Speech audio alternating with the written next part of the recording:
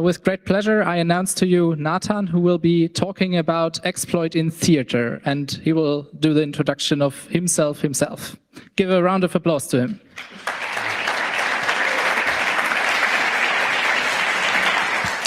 I guess I have to check the mic. Mic works. Okay. Is there audio for the audience?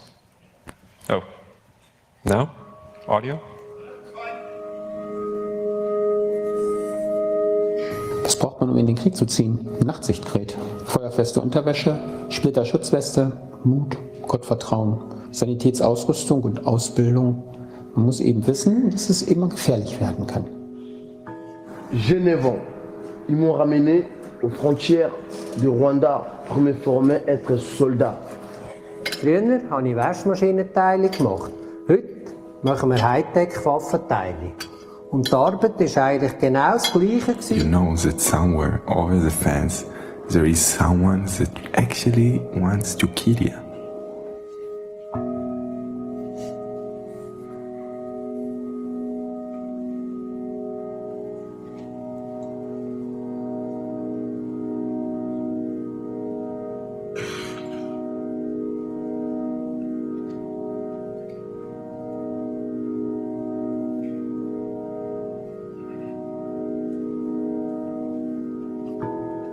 Anfangs der 80er Jahre, beim ersten Golfkrieg, da haben sie gezeigt, wie Teheran verteidigt worden ist. Auf einem Hoteldach oben habe ich gesehen, dass da ein Geschütz steht. Und es war eines von unseren Geschützen, die wir seinerzeit dem Staat geliefert haben. Мы сейчас уберем тарелку со стола.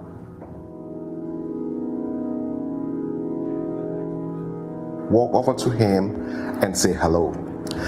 Ujambo, habari zako? Sasa niambie. كيف أنا وصلت لهم؟ من جميع أنحاء حمص توجهوا الناس لساحة الساعة ليعملوا مثل هاي المظاهرة، وأملنا كان بالتغيير.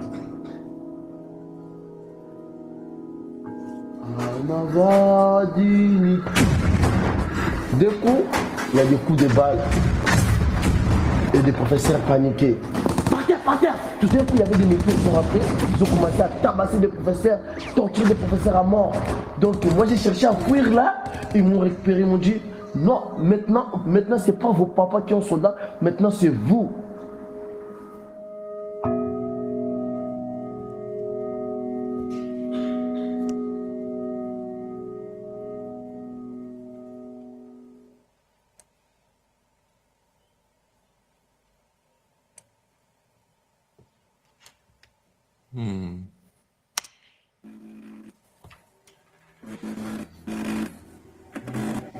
I'm a hacker.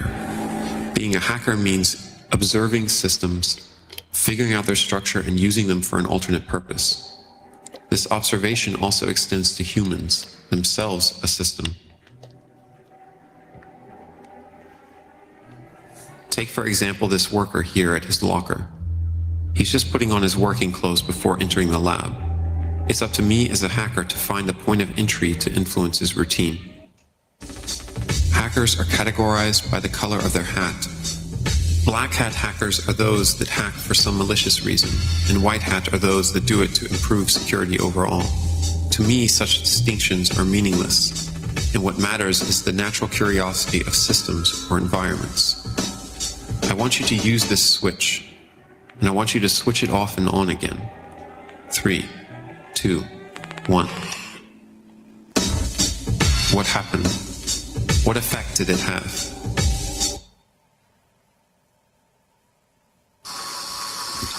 So where are we? Let's suppose we've entered the Iranian nuclear lab.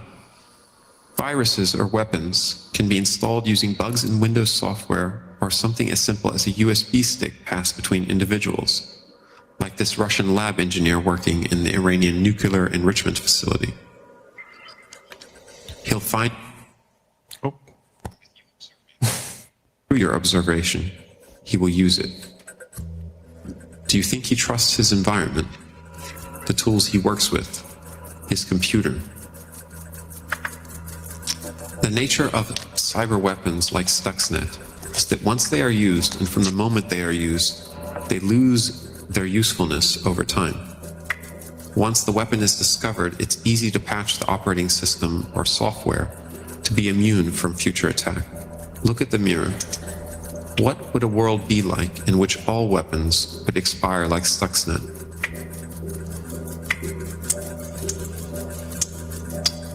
What would a world be like where a tank after 2 months would be useless? But also in this world, you don't know when a simple tool you develop might get transformed into a weapon by somebody else, and you have no say over where it gets used or against whom. For example, Dean, this friend of mine, developed a tool 6 years ago called Metasploit that is used to test security of systems. It is common for developers of such tools to release them open source, and this is what he did. Dean doesn't even work in the field of security anymore, and he went off to become a designer.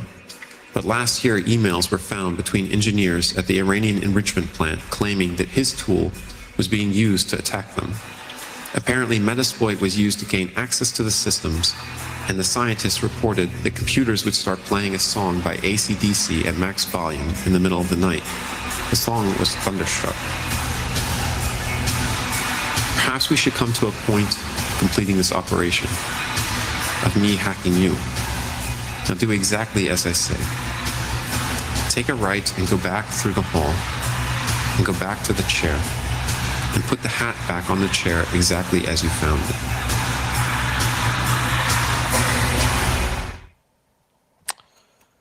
So this was a clip from Situation Rooms. This is a piece by Rimini Protocol that deals with the arms trade. It involves a cast, an astonishing cast of about 20 people whose lives are affected by the arms trade. I think my role as a hacker was perhaps the least significant. It includes people who were shot in protests in Syria, people who designed weapons in an arms manufacturer. I think there was an executive from an arms manufacturer, a member from the German parliament. The list is quite astonishing. And I did play the role of a hacker, and that is what I am. I reverse engineer hardware and software, but that is not what I'm here to talk about today. Instead, I'm going to talk about my work in theater and try to give you a sense of the questions that come up and that the motivations behind my involvement.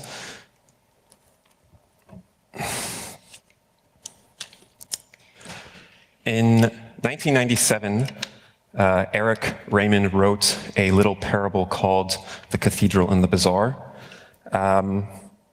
In this parable, he distinguishes software development models into two categories. There is the centralized model where code is submitted to a central repository for arbitration, the cathedral. And there is the decentralized model where arbitration comes through the act of consumption, the bazaar. And he meant this as sort of to argue for the efficiency of the model of the bazaar. But we can see now that this model has a much greater impact on our society than just technology and code alone. If you were to, for example, look at its application in other hierarchies in society, you might see that journalism and finance are good places where we're seeing the impact of the bazaar model.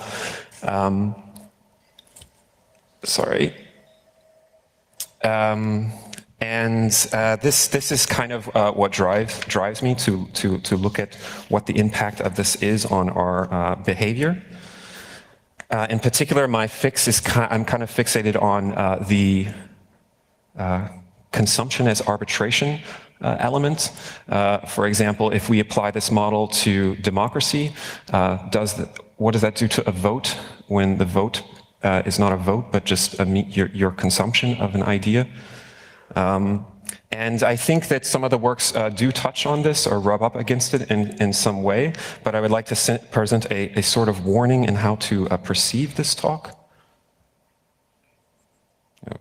I appear to have double slides. In 1844, the first year of the commercial telegraph, Kierkegaard published a book called The Concept of Dread. he was quite aware that a new environment had formed around the old mechanical one. And whenever a new environment goes around an old one, there's always new terror. We live in a time when we have put a man-made satellite environment around the planet. The planet is no longer nature, it's no longer the external world, it's now the content of an artwork. This is a clip that was shown in a piece I'm going to show called Anonymous P, and I show it to say to you, if over the next hour you feel like I'm pushing terror, that's not my intent. My interest really is human behavior, and I feel that technology and its intersection with it gives us an opportunity from which to look at human behavior. And theater is not a space for literal discussion and debate. It's a space for experience, and it's quite possible that when you take questions that we have and put them into poetic form, that they could come out feeling like fear. But that's not my intent. The first collaboration I would like to discuss is Herman's battle with Rimini Protocol.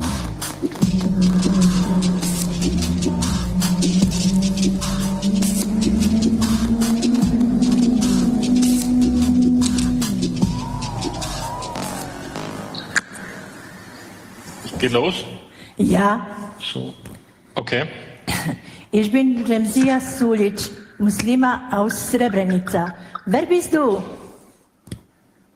Also, ich bin kein Deutscher, ich bin Peter Glaser, ich bin online und deshalb spielt es eigentlich keine Rolle, wo ich bin und wer ich bin. Und trotzdem ist es erheblich. Ich weiß, ich bin jetzt auch in einem Theater.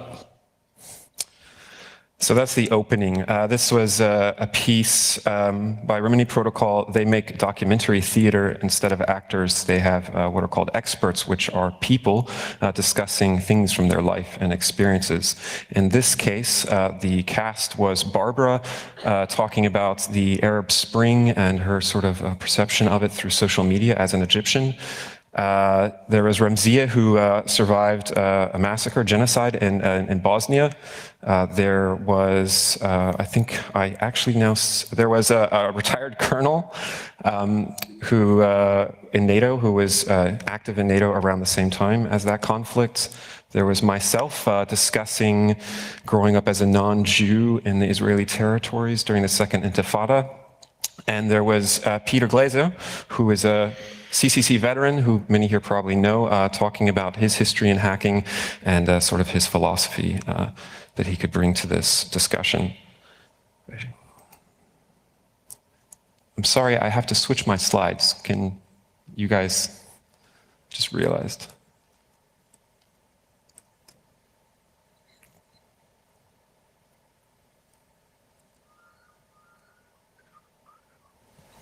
Okay, where are we?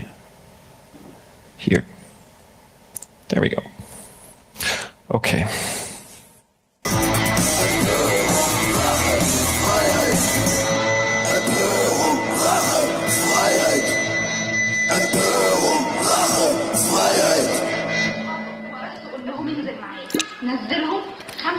Zurück in Berlin kapiere ich dann, wie das Ganze funktioniert. Am 18.01.2011 stellte die ägyptische Bloggerin Asma Mahfouz ihren ersten Videolog und Aufruf zur Revolution ins Netz.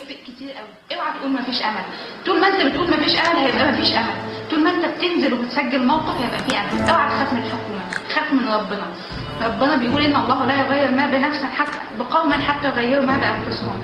ليه؟ مش علشان ان انت تبقى كويس وقاعد في حالك وماشي جنب الحيط، الحيطه هتقع عليك وهتقع علينا كلنا. انزل وطالب بحقك وبحق وبحق اهلك وبحقنا كلنا. انا نازله يوم 25 وهقول لك. Diese Bloggerin ist ein unheimliches Risiko eingegangen. Denn sie wusste genau, wenn am 25.01. niemand auf den Tahrirplatz kommt, dann wird sie von der Polizei eingesperrt und vielleicht sogar getötet werden. Und dass eine Frau sich traut, ist nochmal bedeutsamer in diesem Land. Dieser Mut, ihre Stimme, ihre Dringlichkeit, das alles hat mich so berührt, dass ich genau wusste, wenn ich Ende Januar nach Kairo fliege, dann muss ich auch auf den Tahrirplatz gehen, um für ein besseres und freieres Ägypten zu demonstrieren. Ihr Video wurde ca. 200.000 Mal aufgerufen und dem sind ca. 15.000 Menschen gefolgt. 25.01. Ich. Was machst du gerade? This is incredible. God, I wish I was there already. 3 more days. 3 more days to go. Teilen. Darauf antwortet eine Freundin, Schätzchen, ich kann mir vorstellen, wie es in dir brodeln muss.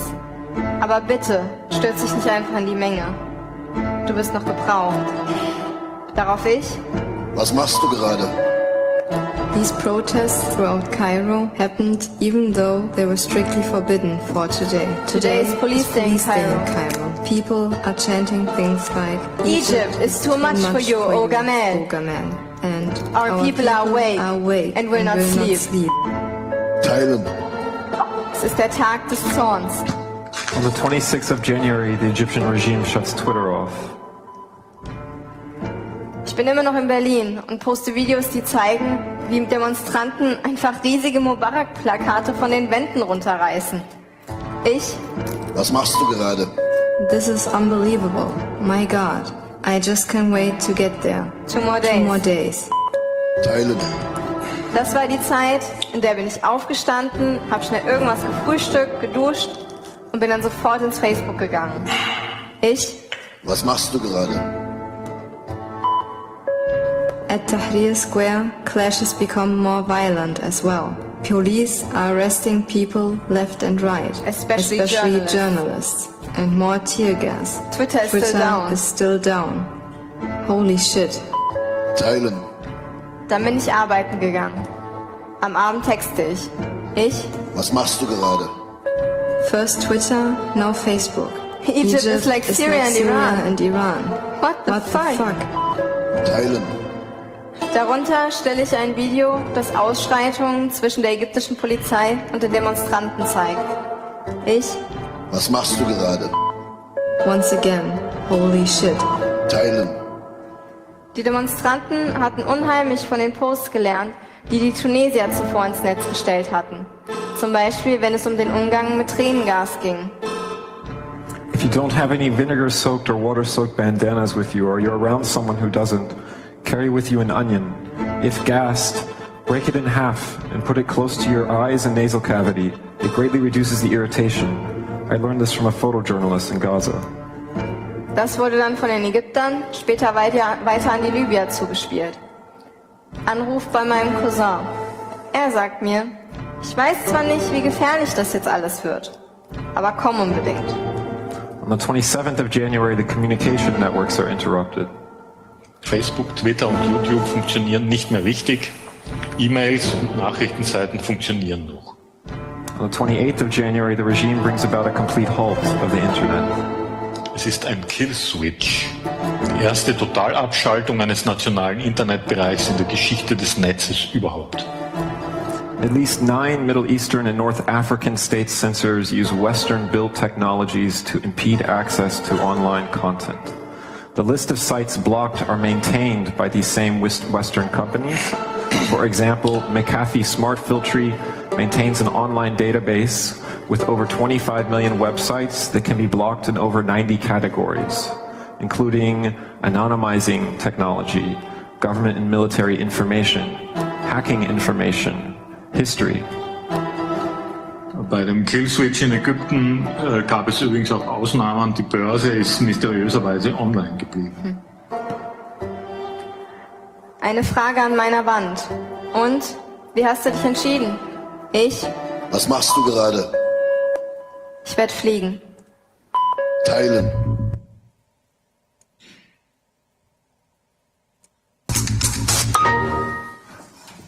Sicherheitsabfrage. Wollen Sie dieser Verbindung vertrauen? Wollen Sie dennoch verbunden werden? 8. Auftritt. Hermann, indem er Schwert und Schild weglegt. Communication on the internet is all about trust. If I want to communicate with Barbara, for example, with absolute secrecy, I have no way of knowing if her internet provider, or mine, or her government, or mine, are not watching our wires and monitoring our communication. So to communicate with her securely, I use encryption. First, I have to obtain her key. This, for example, is my key. Once I have her key, I can encrypt a message by putting it in this box.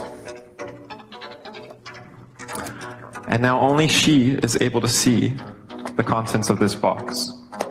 Now I can send it to her, and neither her government nor mine, nor her ISP nor mine, can see the contents of that message. However, they can still see that it was Barbara and I who were communicating with each other, and this also carries a risk. So to protect against this, I use an anonymous network called Tor, the onion router. Tor is basically like a series of encrypted boxes. Everyone that's participating on the network has a box that they can share with someone else to use. With these boxes, only the person that gave me the box is able to see whatever is put inside. So using them, I can create a sort of secure routing protocol on top of the internet. I take my message and put it in a series of boxes, creating various layers, much like an onion. And then I send this package to the kernel back over the internet.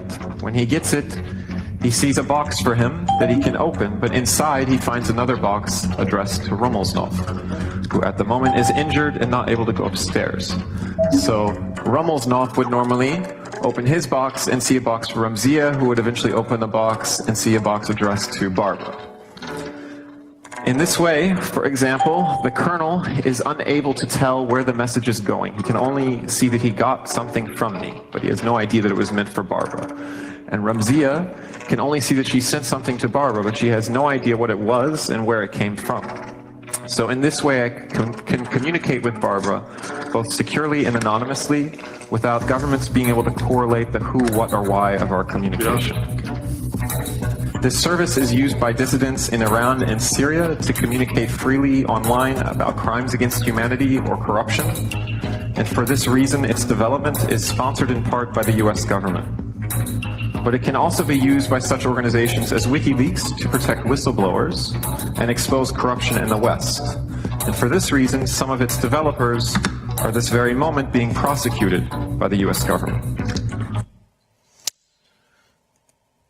So we also dealt, this piece, by the way, was around 2010. We also dealt with the issue of Bitcoin and assassination markets. But this part inspired a piece which we worked on recently, so I will detail that. Write-A-Mite is a piece we just recently performed in Gießen for the Discourse Festival, or we tested it there, I should say. We used a lecture performance format to test it. The name is taken from the papers exchanged between Freud and Einstein in 1932, where they kind of discussed this concept of Write-A-Mite, which were also quoted in Jim Bell's Assassination Politics paper, which he sent to the cypherpunk mailing list in the 90s.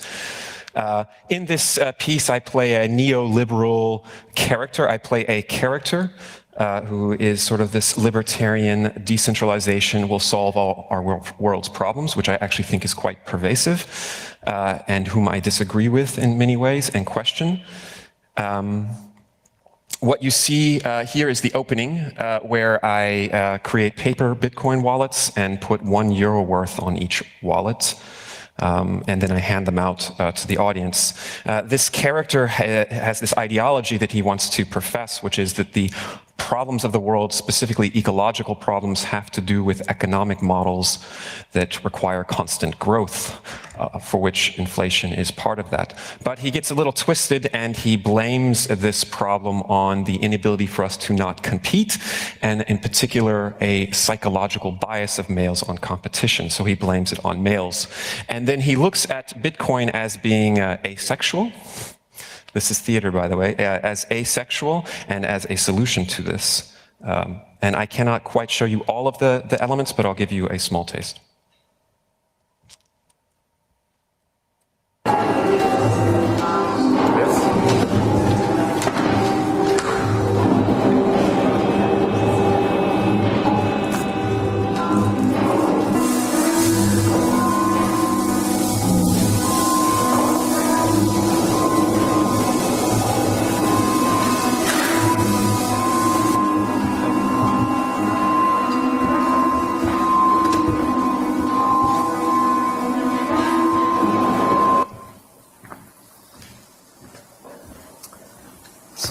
inflation, the increase in prices and decrease in the purchasing value of money.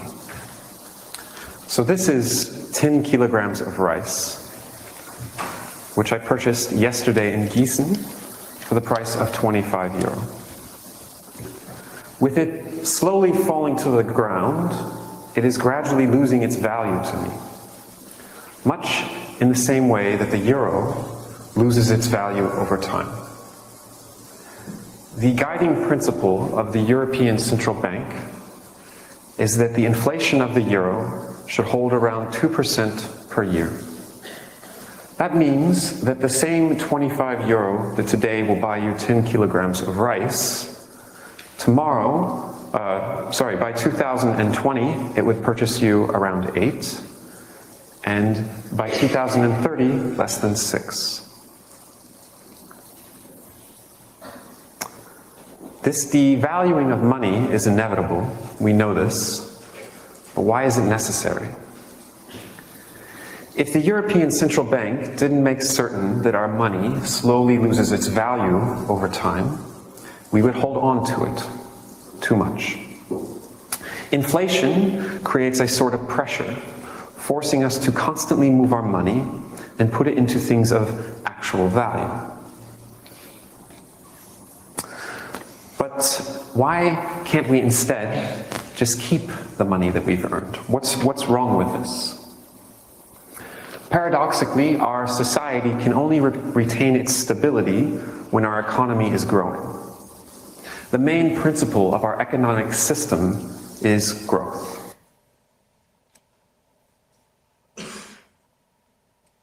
I think that the issue of this constant cycle of growth and competition has to do with male dominance and a neurological dependence of males on competition as an indicator for self-worth. There was this interesting study in Finland called Gender Differences in Emotional Responses to Cooperative and Competitive Gameplay. Now, previous research in the field of psychology has already shown definitively that men prefer competition. But what this study wanted to examine was whether men have a higher emotional response to competition than women do. And the way in which they measured this was by looking at the heart rate and facial muscle activity as an indicator of emotional response. And indeed, the results show that men have a higher emotional response during competitive rather than cooperative gameplay. This man has a neurological dependence on competition. But more interestingly, what this study also shows is that women have no psychological hindrance or a psychological preference towards competition. In fact, it shows that they treat both competition and cooperation with the same level of importance. So this woman has no bias.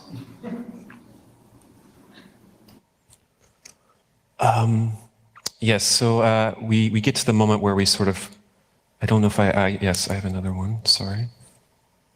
I hope.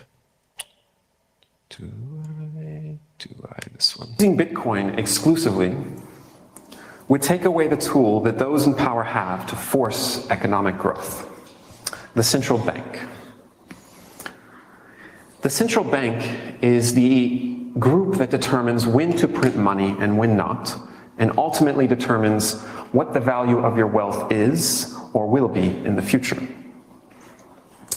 And this control over a currency is power, political power, which is why Margaret Thatcher argued so strongly against the creation of a unified European currency in Parliament in 1990. I'm most grateful to the Prime Minister. Will she tell us whether she intends to continue her own personal fight against a single currency and an independent central bank when she leaves office? No, she's going to be the governor. On the present structure,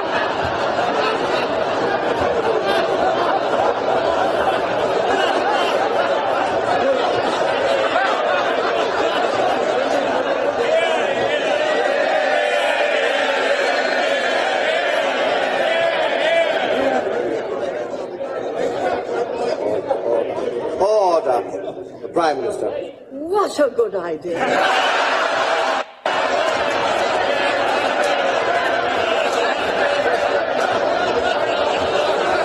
I hadn't thought of it.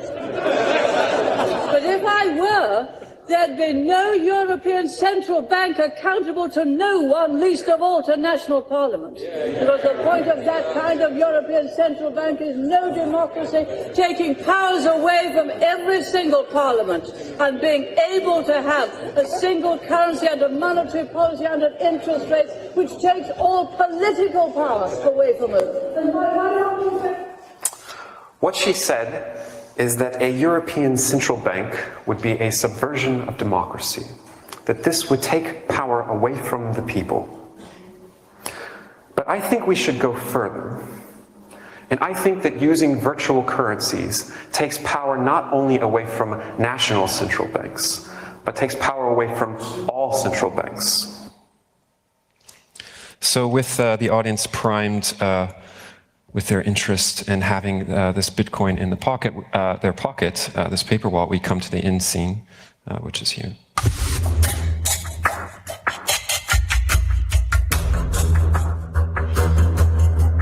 This is Assassination Market, a crowdfunding website that lets users anonymously donate Bitcoin in order to have political leaders murdered. And some of the bounties have already reached tens of thousands of dollars. The author of this concept, Assassination Market, was an electrical engineer at Intel named Jim Bell. After publishing his paper, he spent nearly 10 years in a US prison. In his paper, he quoted Freud's concept of the right of might. In one corner of the dark web sits an interesting rendition of this assassination market concept. In this market, the winnings go to the assassin that kills the target that currently has the highest price on their head. So what you see happening right now is that users that support Julian Assange, that means users that want to see him continue living, are earnestly trying to get people to put Bitcoins into the pool for Assad. Because if they don't do that, if they don't get Assad's price up, then any would-be assassin out there would be more inclined to kill Assange rather than Assad. Now, you hold in your hand one Bitcoin. It's yours. And I want you to use it however you choose. But until you import it to your phone or your computer or use it, I still have access to them because I have copies. And if you don't do this and use it within 2 weeks, then a bet will be randomly placed for you in this assassination market. And with that, I open the floor to questions. So, sorry, I would like to clarify first that that assassination race website and the Assange versus Assad competition and race exists only on localhost. It was created just for this theater piece, and it's not real. But the audience doesn't know that initially, and so it would have this kind of impact. And this is kind of what I meant, perhaps for some, maybe this is a moment of terror to some degree, as Marshall McLuhan would say, where the algorithmic world wraps around the physical. But I don't mean for it to be that way. I mean, the era in which Freud and Einstein discussed the concept of right of might, meaning the power of a collective over the violence of individuals. That's basically the summarization of the concept. It was an era of unionization, unions, and an increasing importance of the collective. And but what happens, I wonder, with this example, I wonder what happens when we live in a world where we have only the collective. Oops, wrong. It seems that we're always trying to progress in the direction that power is distributed more to the people's hands, or that we give the people the more potential to participate.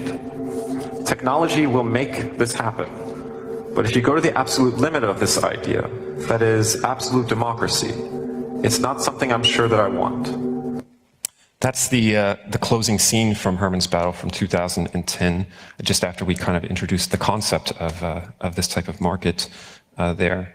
And to me, assassination markets sit at an extreme end of the scale of things that utilize collective consensus. It's an end which I hope we never get to, and I hope we never have to depend on them. But it brings me back to this broader question of what happens when you reduce the weight of a stakeholder to that of a consumer. We have one scene in Herman's Battle where Barbara is looking at a website called avaz.org, which is a site which tries to utilize the potential of the like button for political action, and they are effective in some of the issues that they do tackle. But I was trying to look in the reverse direction at the people constantly hitting like, and there's this scene with Barbara sort of reading them off. This person likes that, free Snowden, whatever. This person likes all, that was way before Snowden. And so to me, what's interesting is what happens when the like button becomes our voice.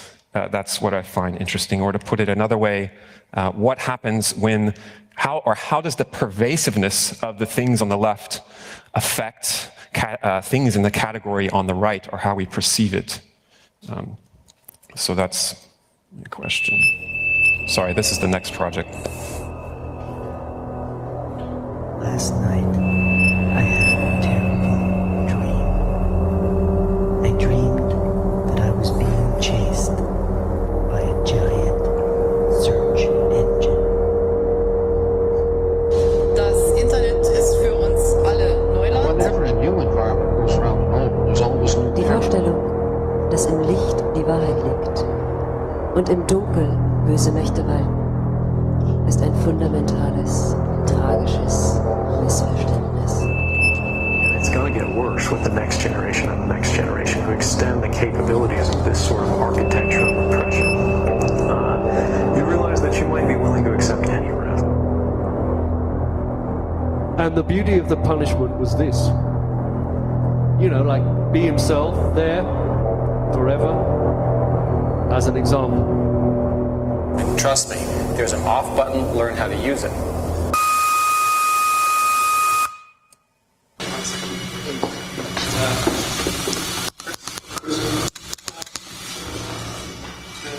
Yes?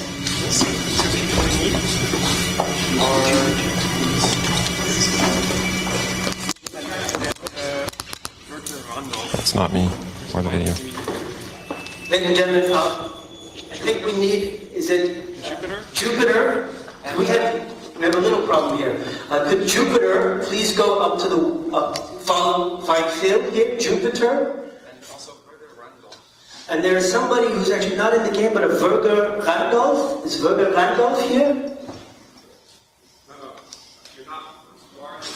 No, that is the character Randolph, but you're talking about a Virgler. Is there someone with the real name Virgler Randolph? Volker Randolph. Is it a Volker Randolph? No, it's Virgler.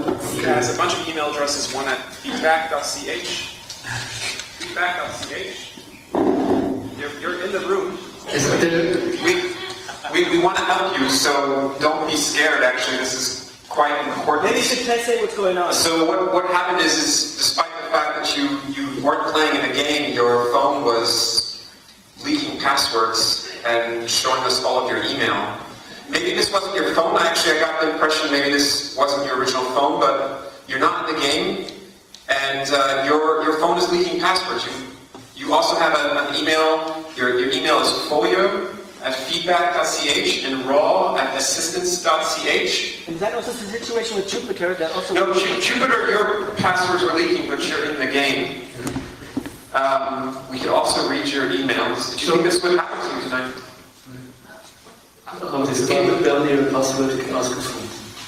Everybody gets helpful with those. Wir haben es nicht gehackt, es ist einfach nee. Ja, das Ja, okay, aber das heißt, dass der Herr Randolph der nickt in der Spiegel ist, Herr Völker. Völker at assistance.ch. Anyway, maybe you can come to us afterwards, but she's going to get help now. Go with him. Rudolf, sorry. Rudolf. She's going to get help right now. You might think that this is a special circumstance, that this is a special network, but it's not. Everything we have here is what exists in an internet cafe. Anyone sitting close to you in an internet cafe could also get your passwords. And maybe a lot of you decided not to use your phone because you were worried this would happen. And that's a real pity, especially for Rudolph, because he won't know in the end, but at least she will know when she comes out and she's safe. I don't know about the rest of you. So this is a small segment, sorry for the audio, from the show Anonymous P. This is a piece by Chris and Christiana. They would have loved to have been here presenting, but they're away on another project at the moment. What you see here, this scene, is users coming into the theater and registering for a random persona that's assigned to them. The actual only reason for it is so that we can secretly take a picture of them when they register. They're registering to play a data trading game, which plays an important role in the show. The show is a show between you, your device, the actors and the hackers in the space, and we use a lot of different methods to turn your device into a tool of discrimination against you. It's kind of an installation. So you see the space here. It's an installation. It's a large group of people that worked on all the code, and some of them are here, at least at the Congress, or are here in the space today. And one of the first things that happens to you when you come into when you register is you have to play a game. Some people may recognize this. It's the history hack, where any website, if they can convince you to interact with it in some determinate manner, can sort of get you to reveal the history, your browser history. You're revealing your browser history when you click on the red squares in this case, and each red square is a link to a website, but you don't go to it, but you tell us you have it. Normally, in the real example, you would then get a view of your psychological profile based on the categorization, but we don't show you that in the game. We just add this data, your browser history, to a whole pool of data that we use dramatically in other scenes. During the entrance, you may notice some people, there's a packet monitor here. There's a scene at the beginning where Christiana reads out packets in a very literal manner. It has this effect of sort of giving you this ghost, or remembering this ghost kind of the technology that this seems so opaque and we don't understand. And this comes back every once in a while. And we wanted our actors, or they needed to be able to easily read this, and no network monitor we really found would make it easy. So we wrote one, which you can find at this link. It's released under the non-white heterosexual male software license, and have fun. When you come into the space, you scan someone, and then you are asked a question, or you get 3 random questions. Questions such as, does this person have a tendency to cheat on their partner? And you see there is a monetary value placed on each question. Together, this sort of is the value of all of the data, should we sell it after the show. And while you're running around scanning people and having fun, we, the hackers and the actors, are monitoring profiles, looking at them. There you see the picture we secretly took, we're looking for data in the profiles that we can use on these people in these scenes. So here you can see we know that Buddy has an Apple device, and for most Apple devices, the network name reveals their real name. I won't go over it all. We can sometimes tell who you came to the show with just based on your behavior. We can see the total value that you've given us with all the data that you've compiled on other people or that has been compiled on you. Here we would see your browser history and then an overview of the questions. I wonder if I can just skip forward. which is what the audience sort of determined from you. We can also see your movement in the space, a whole bunch of different pieces of data. And it gets used in various ways, such as this scene from Phil. Strange feeling about somebody here tonight. This person, we know him as Jimmy, but Jimmy, I have a feeling your real name is Stefan. And there's somebody very keen to contact you who is not here this evening. And they know that you're worried because we know that you visit the info lab, and so you're worried about that. Maybe it's money because we think you might be a Julius Baer customer and that might be playing on your mind. I just want to let you know, Stefan, that there's somebody not here tonight who cares about you, who's trying to send you a personal message to help you. It's just a feeling I'm getting. I'm getting another image. I'm getting an image of an old lady standing in a kitchen. No, that's my grandmother. It's not useful. Die Lehrerin. I know you're called Die Lehrerin, but I think you're still a student.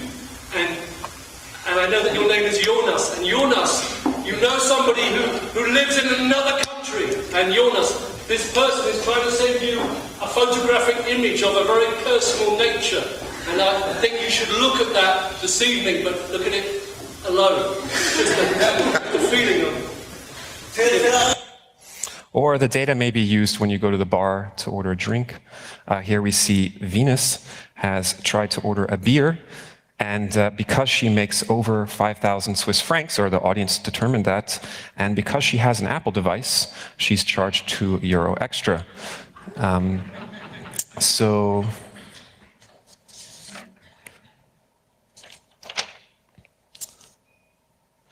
Before the show, actually, we get a list of names, in some cases, of people that are coming to the show, and we do research and we find ways to get information on them. We, for instance, get pictures of them or their friends and use them in a couple scenes, and here is one scene.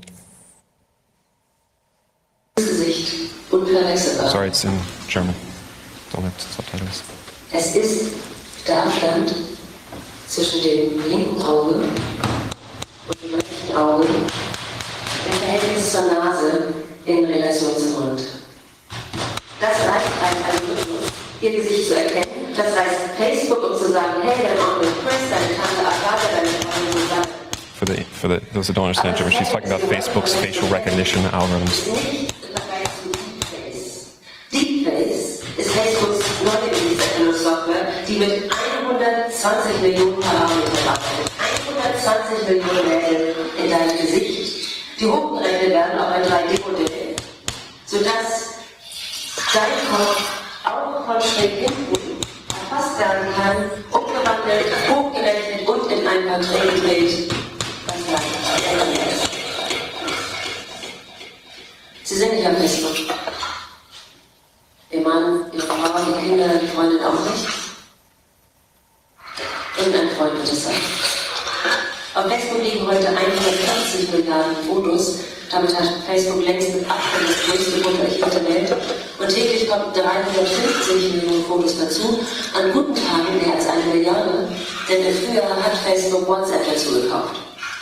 Ihr Bild ist berechnet. Und damit verfügbar. Sie posten, was Sie sehen, Sie twittern, was Sie denken, Sie texten, was Sie fühlen. Soziale Medien sind längst zu den genialsten Informanten geworden, schnell und absolut kostenlos. Ihre Nachrichten sind Doppelagenten in einer Welt, in der sich die Grenze zwischen der zivilen, ökologischen und militärischen Sphäre auflöst. In Echtzeit.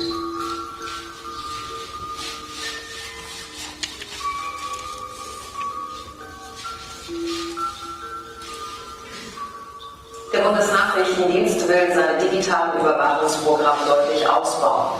Das haben Recherchen von NDR, WDR und Süddeutscher Zeitung ergeben. Danach sieht der deutsche Auslandsgeheimdienst einen Schwerpunkt in der Überwachung sozialer Netzwerke. Künftig sollen Programme eingesetzt werden, die Daten dieser Netzwerke in Echtzeit auswerten können. So it's quite effective, I think, to see a picture of yours sort of ripped through with nails and have a discussion about Facebook's facial recognition algorithms at the same time. Here's another scene. It is now 1984. It appears IBM wants it all. Apple is perceived to be the only hope to offer IBM a run for its money. Dealers, initially welcoming IBM with open arms, now fear an IBM-dominated and controlled future. They are increasingly and desperately turning back to Apple as the only force that can ensure their future freedom.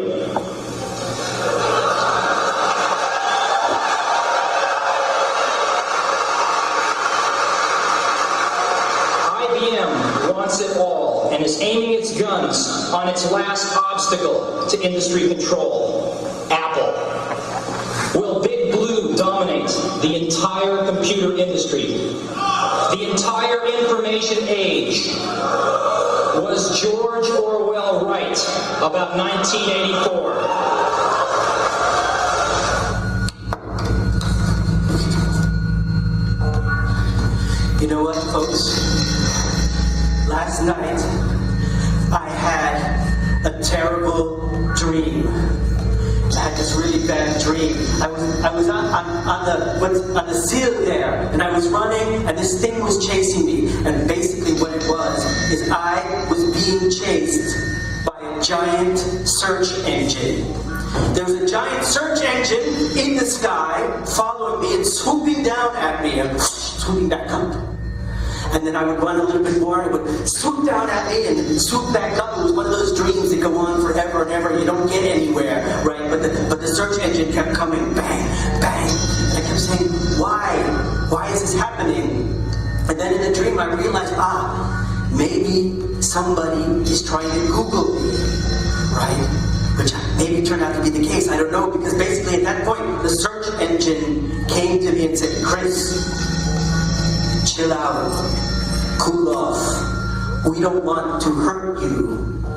We're just trying to fill up our profile of you. And then I realized the search engine wasn't chasing me, but it was picking up all those little bits of data that I leave behind in a day. You know, the tweets and the SMSs and the cell phone logs and the GPS traces. This flying thing was coming and picking up all those things, right?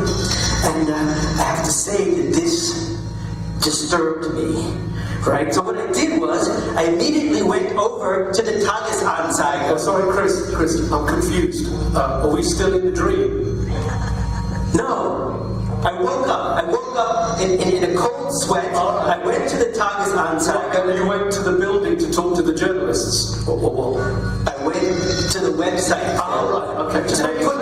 I went to the website, I put my name in, hit return to see if somebody had written something about me, if there was some news. Had anybody written about you? I mean, was anybody interested? No. Kein Treffer. No. My name didn't bring up anything. Oh, Chris. Yes, what you do next time you do a search like that, if you put my name in first, you might get like more hits. It's just a suggestion. There was nobody interested in you? Well, that's actually the point of this story that I wanted to tell, is because when I went to the Tagesanzeiger, I realized that I was being followed by a lot of website trackers, like DoubleClick, like AdSense. There was also Google Analytics was there. In fact, whenever you go anywhere on a website, there are 1,000 little websites following you around. 1,000 little, you've heard about the cookies and the crumbs and everything. They were all there following me. And in fact, everything I clicked on was being recorded. And then AdSense would take it and sell it to Blue Kai, who would auction it off to Audience Science, who would create an advertisement just for me. In fact, there was a whole economy being based just on following me around. Yeah, but Chris, some people don't like being followed, do they? Chris? Yes? Do you know what time it is? No. It's time for pre-crime. the show was very research-driven. Chris and Christiana put a lot of research in it, and one of the topics that came up was forgiveness in a world that doesn't forget. To say that differently, what is the importance of being able to forgive ourselves? And this kind of inspired an installation for theaters that let us do this. We sort of hijacked their website a week before, and every user is presented this at least once or twice, this sequence, which starts to open links into your browser to subversive sites, to different sexual orientation sites, queries, different languages. It's very real. It does this in a very real way.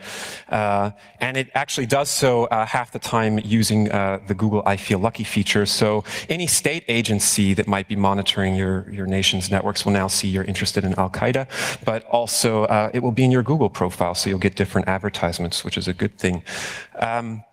This show, the conclusion, kind of the inspiration was that forgiveness in a world that doesn't forget is noise, and so kind of forgiveness is entropy, and it kind of gives you this whole mantra throughout the whole thing, kind of this propaganda. Right, so that's the show, but let me bring this back to where I started, and I'm almost finished. With the examination of what effect collective consensus in the bazaar has on our behavior. In one of the shows that we had a person whose password was leaking, and we pulled this person out and we put them in the hut, and I asked her, did you know this was going to happen? She's like, I don't care. And I was like, but we can read all of your emails and see all of your Instagram. And she's like, I don't care. And this character, perhaps for many of us, is someone that we feel we need to educate on the importance of privacy and civil liberties. But it's also, I think, actually much more common and becoming more common, this type of mentality, because our identity, or the way we perceive self, is changing. We're slowly changing from identity as self into a society with network being a very central role, a part of identity. To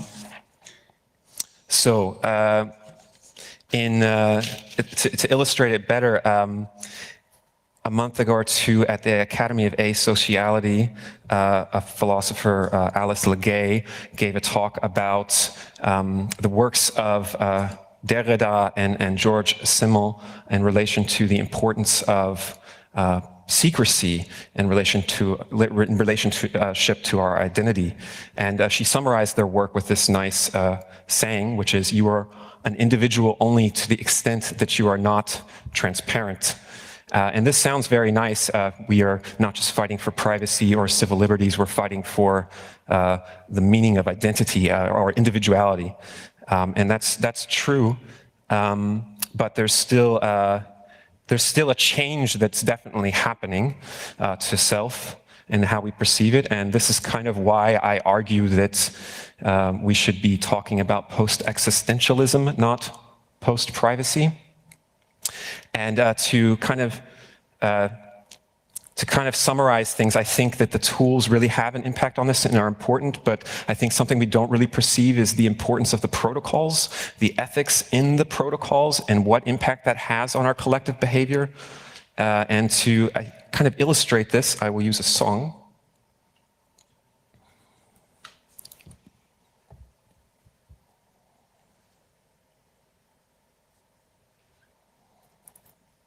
Hello. 1 second. Okay, that one, maybe. Oh, I don't know why it's not working. Why aren't you working there? Okay. Sorry, I don't know why it's not working. We can try another song. Anyway, I think you get the point.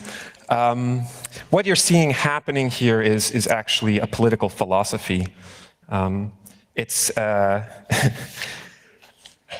political philosophy that's embedded into one of the deepest parts of the protocols that we use every day. It's GOIP.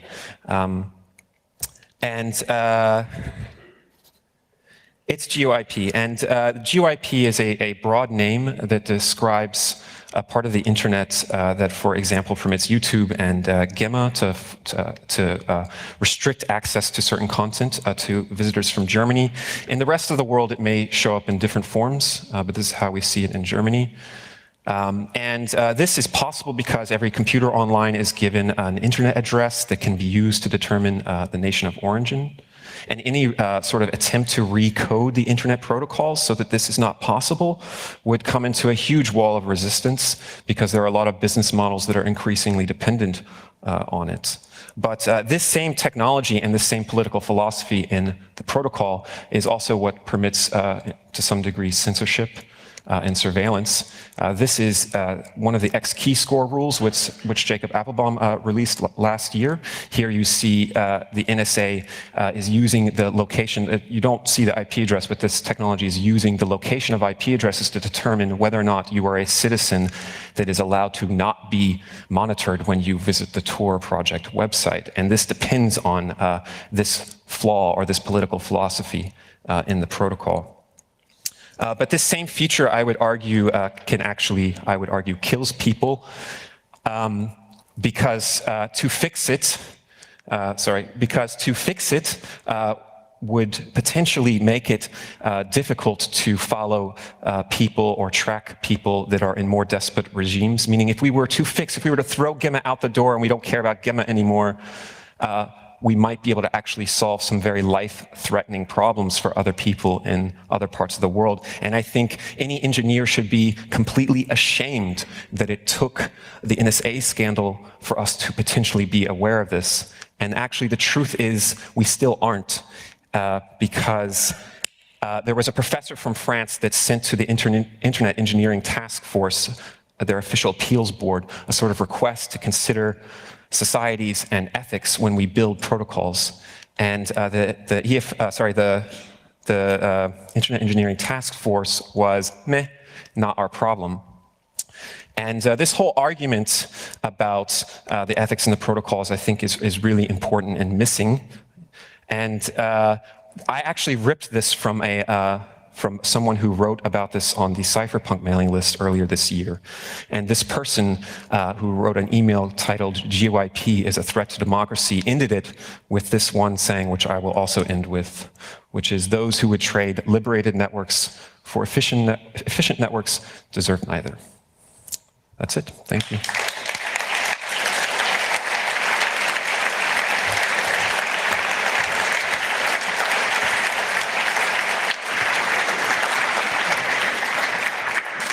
All right, we're already a little over time, but since there's nothing immediately afterwards, I will allow a single question from the internet. So, our signal angel, please give us a question.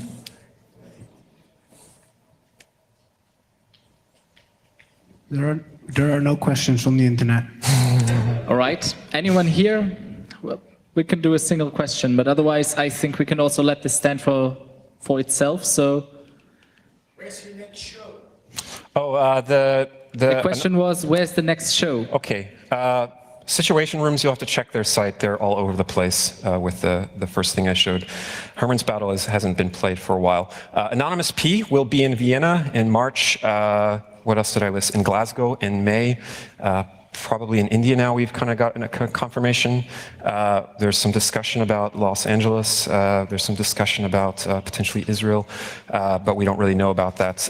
My piece, Right of Might, is an ongoing project. May show somewhere, but I can't really say. I feel really ashamed to say this, but follow me on Twitter if you want to know, but I feel horrible asking for that, so don't know.